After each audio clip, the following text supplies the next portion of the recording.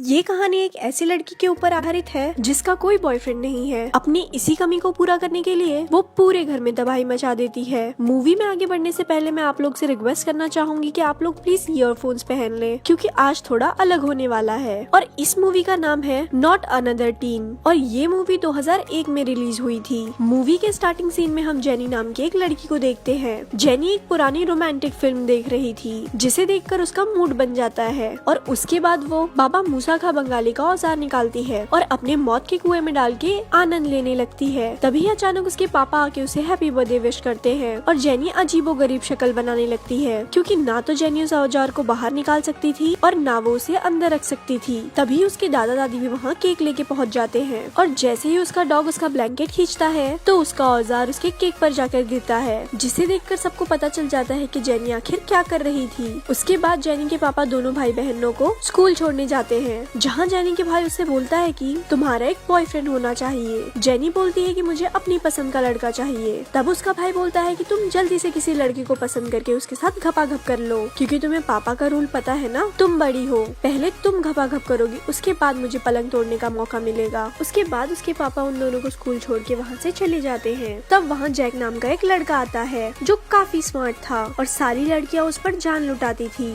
थोड़ी देर के बाद जेनी के पास एक रिकी नाम का लड़का आता है जो जेनी को बर्थडे गिफ्ट देके उसे इनडायरेक्टली बोलता है कि मैं तुमसे बहुत प्यार करता हूँ और मुझे तुम्हारी लेनी है, पर जेनी उसे इग्नोर कर आगे बढ़ जाती है। इधर जेनी का भाई अपने दोस्तों से बोलता है कि बस अब बहुत हुआ और अब मुझे किसी लड़की के साथ घपाघप करना है और मुझे अपनी वजनिटी लूज करनी है। तभी वो सामने एक अमेंडा नाम की लड़की को देखता है जो उसे अपने लिए परफेक्ट लगती है। इधर जैक अपने दोस्तों के साथ एंजॉय कर रहा था। तभी उधर कैथरीन नाम की लड़की आके उसके साथ आंख मटक्का करने लगती है, पर जैक किसी तरह अपनी इज्जत बचाता है। दरअसल जैक की ऑलरेडी ब्रिस्ला नाम की गर्लफ्रेंड है जो उसे बाहर किसी इंपॉर्टेंट काम से जल्दी से बुलाती है। ब्रिस्ला जैक को बुला के उससे बोलती है कि मैं तुमसे ब्रेकअप कर रही हूँ क्योंकि मुझे तुमसे अच्छा कोई और मिल गया है। जैक शॉक हो जाता है कि ब्रिस्ला मेरे जैसे स्मार्ट लड़के को कैसे छोड़ सकती है जिसपे लाखों लड़कियां जान लुटाती है। इधर जेनी ड्राइंग रूम में ड्राइंग कर रही थी, लेकिन ड्राइंग में बार बार मिस्टेक होने की वजह से वो ड्राइंग की माँ बहन एक करने लगती है। बाहर निकलने के बाद जैक और उसके फ्रेंड ब्रिस्ला को किसी और लड़की के साथ देखते हैं।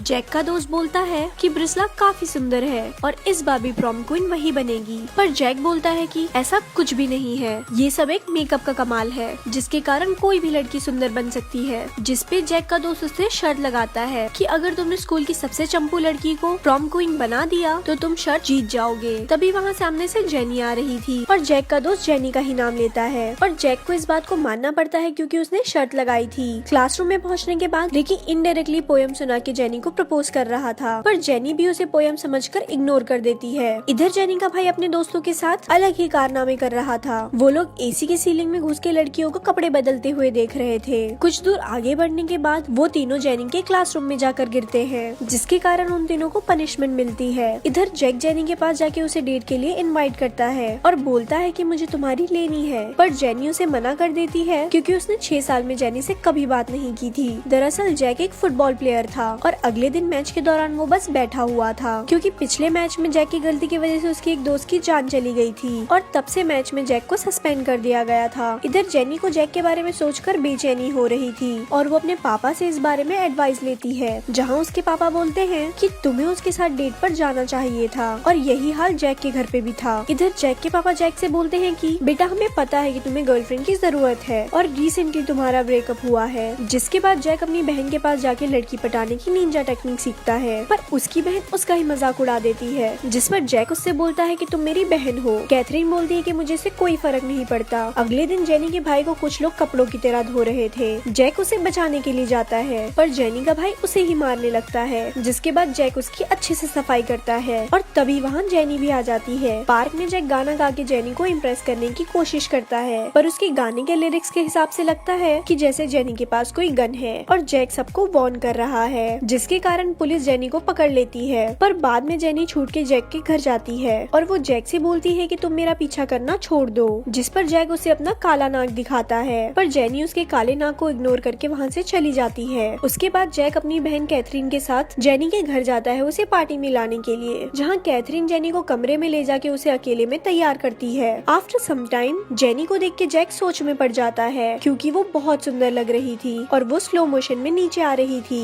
लेकिन देखते ही देखते उसका स्लो मोशन फास्ट मोशन में बदल जाता है। उसके बाद पार्टी में सब लोग जेनी को ही देख रहे थे क्योंकि वो बहुत ही ज्यादा खूबसूरत लग रही थी। थोड़ी देर में ड्रिंक करने के बाद जेनी नशे के हालत में ड्रामेबाजी करने लगती है और तभी जैक की XGF आके वहाँ जेनी की झंड कर देती है और जेनी वहाँ से चली जाती है। रात में जैक जेनी के घर जाके उसे अपनी फैमिली के बारे में बात करने लगता है। बातों ही बातों में वो दोनों लव लपाटा करने वाले थे, लेकिन किस करने से पहले वो दोनों अनकंफर्टेबल हो जाते हैं। जैकब सच में जेनी को लाइक करने लगा था और वो वहाँ से चला जाता है। अगले दिन स्कूल में ब्रिस्ला फिर से जेनी की झंड करने लगती है, लेकिन इस बार जेनी को घंटा कोई फर्क नहीं पड़ता। उसके बाद जैक का दोस्त उसे याद दिलाता है कि तुमने मेरे साथ कोई शर्त लगाई थी और इसी वजह से जैक जेनी को मैच के लिए अगले दिन इनवाइट करता है। जेनी भी काफी एक्साइटेड होती है और वो आने के लिए हाँ कर देती है। अगले दिन फिर से मैच हो रहा था, लेकिन जैक साइड में शांत बैठा हुआ था क्योंकि वो सस्पेंड था। लेकिन तभी जैक की टीम हारने वाली थी और जैक की टीम में से कुछ लोगों को चोट भी लग चुकी थी, जिसके कारण जैक को खेलने के लिए भेजना पड़ता है। पर जैक वहाँ जाकर कुछ उखाड़ नहीं पाता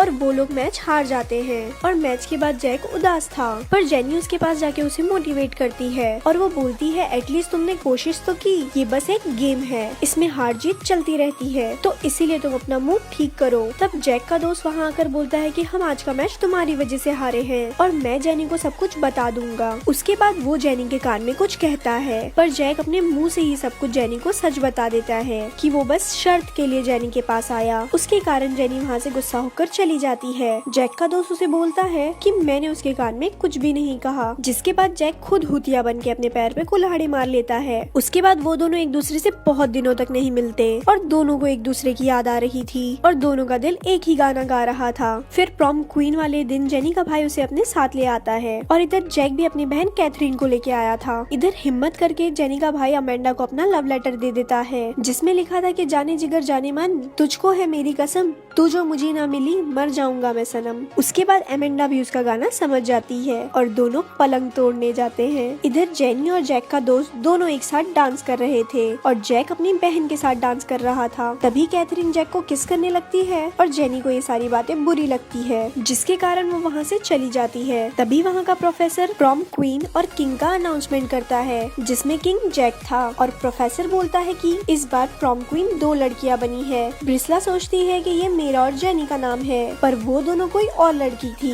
उसके बाद जैक जेनी को ढूंढने के लिए जाता है, जहाँ बैटर बताता है जेनी तुम्हारे दोस्त के साथ घपाघप करने गई है। तभी रास्ते में उसे रिकी मिलता है और वो बोलता है कि मैं भी जेनी से प्यार करता हूँ और दोनों होटल रूम के पास पहुँचते हैं, जहाँ उन्हें घपाघप की आवाजें सुनाई देती है। अंदर जाने पे उन्हें पता चलता है कि उसका दोस्त जेनी के साथ नहीं ब्रिस्ला के साथ घपाघप कर रहा था और ब्रिस्ला का बॉयफ्रेंड वीडियो बना रहा था। तब जैक उसे घर ढूंढने के लिए जाता है, जहाँ उसके पापा बोलते हैं कि जेनी आर्ट डिजाइन के लिए पेरिस के लिए फ्लाइट पकड़ने गई है। जैक जल्दी से एयरपोर्ट पहुँचता है और जेनी को एक फुटबॉल फेंक के मारता है, जिसके कारण वो रुक जाती है और जैक उसे अपने दिल की सारी बातें बता देता है, जिसे सुन के जेनी पेरिस जाना कैंसिल कर देती है। ये दोनों वहाँ आपस में किस करने लगते हैं और ये मूवी यही खत्म हो जाती है। ऐसी और स्टोरी सुनने के लिए हमारे पेज को लाइक करें। धन्यवाद।